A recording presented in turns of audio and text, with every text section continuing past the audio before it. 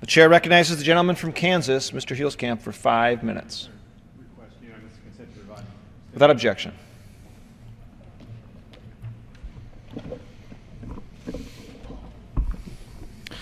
Mr. Speaker, as I've traveled across the 1st District of Kansas to host more than 70 in-person town hall meetings during my first 10 months here in Congress, constituents have reaffirmed our shared belief that Washington cannot be everything to everybody, and nor should it be.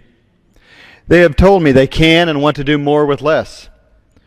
They know that the more Washington spends today, the more their children and grandchildren will have to pay back in the future, and likely to a foreign nation. And while they scale back their expectations, they want Washington to scale back what it asks them to do.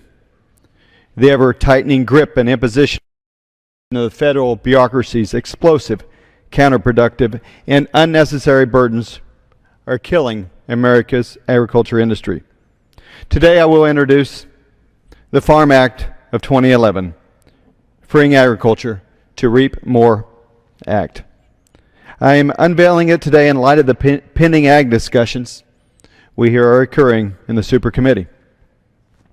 The Farm Act reflects the conversations I've had with constituents and farm groups all across the 1st District and addresses their concerns about the economic impacts of overregulation.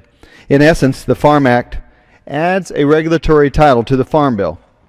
Given the consequences of overregulation, it merits its own title, amid others like trade, research, conservation, or farm credit. Farmers and ranchers arguably pay some of the largest cost for Washington's crushing burden of overregulation, whether it is on youth involvement on family farms, pesticide application permits, greenhouse gases, farm dust, farm commercial vehicles, fuel hauling limitations for farm equipment, or livestock emission taxes. The federal government continues to insist that it control the intricate day-to-day affairs of America's agriculture communities. The Farm Act prohibits this regulatory overreach. Kansas family farms do not need Washington writing detailed instruction manuals for them on how much fuel they can or cannot put in their tractors. They do not need Washington prohibiting them from teaching their own children the value and importance of hard work by allowing them to work a few hours on the farm.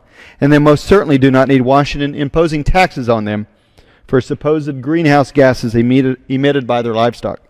No, they need Washington to let them run their operations in a safe and responsible yet productive ways they have done for generations.